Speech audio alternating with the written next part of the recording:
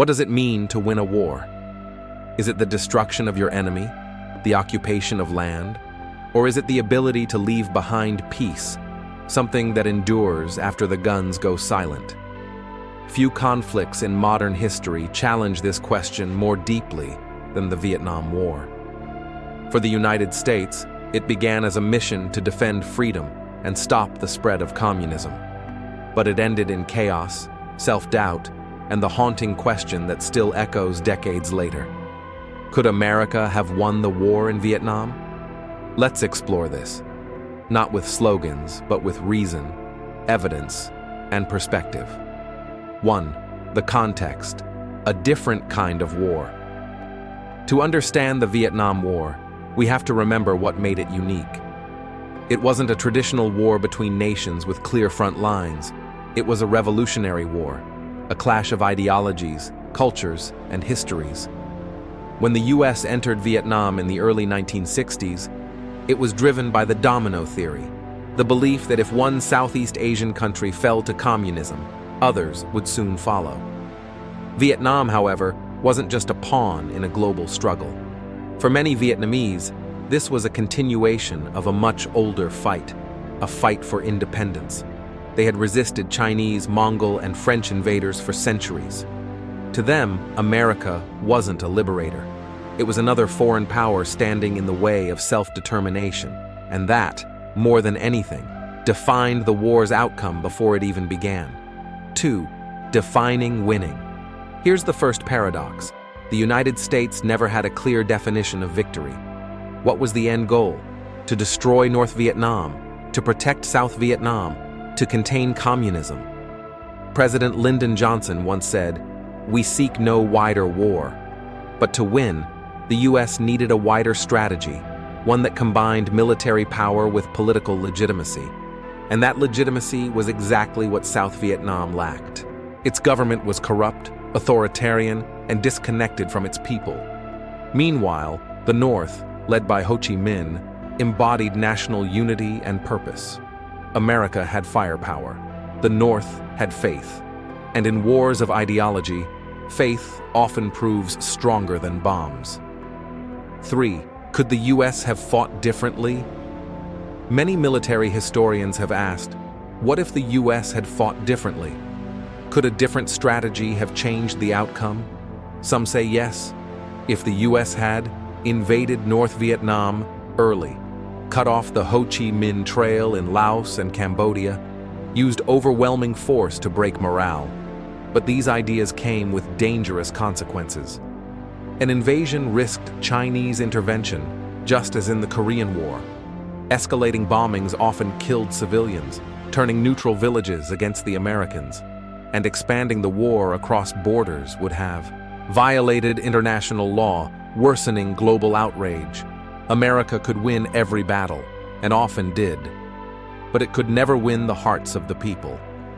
In counterinsurgency wars, that's the only victory that matters.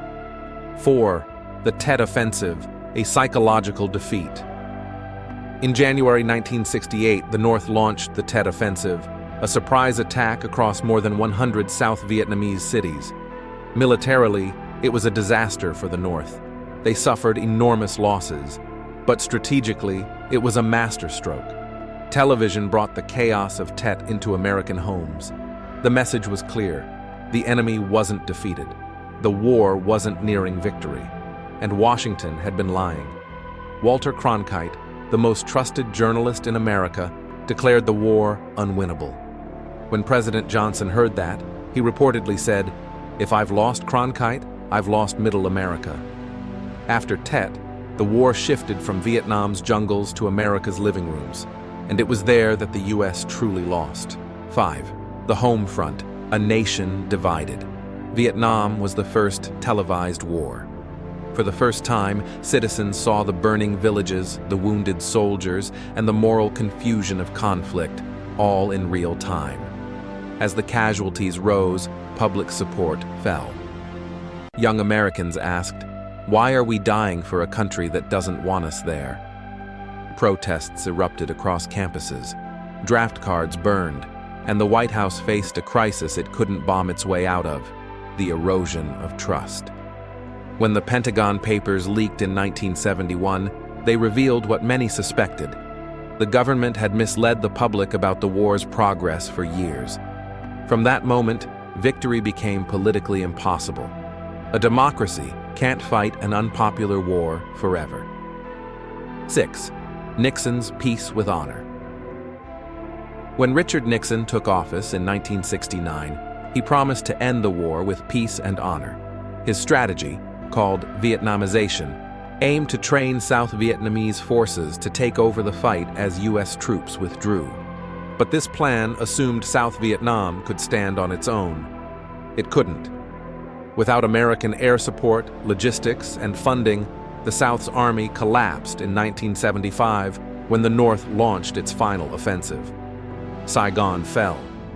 Helicopters lifted the last Americans from the U.S. Embassy roof. And just like that, the world's mightiest power had been humbled by a nation the size of California. 7. Could the U.S. have won at all? Here's the hard truth. Victory in Vietnam required more than force. It required understanding.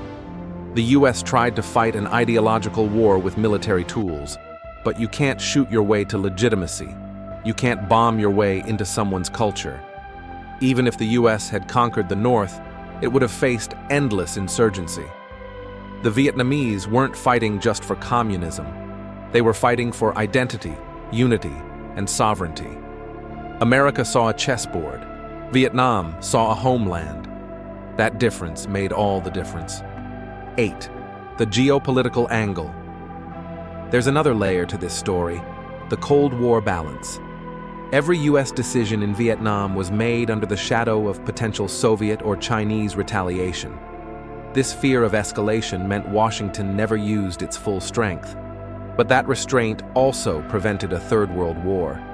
In that sense, Vietnam became a tragic containment war, one fought to limit greater chaos, not to conquer. And while the U.S. lost Vietnam, it ultimately won the Cold War. Communism would crumble from within, not because of firepower, but because of economic decay and internal contradictions. In hindsight, Vietnam was a painful lesson in the limits of force, but not the end of America's global influence. 9. The human cost.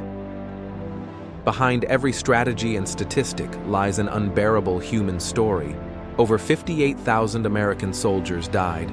More than 2 million Vietnamese soldiers and civilians lost their lives. Entire villages vanished. Generations were scarred. And for many veterans returning home, there was no victory parade, only silence, guilt, and isolation. The Vietnam War wasn't just fought overseas. It fractured the American psyche. It forced a nation to ask, who are we and what do we stand for? 10. Lessons for modern powers. Vietnam changed how America and the world thinks about war. It taught 5 lessons still relevant today. Never enter a war without a clear, achievable political goal.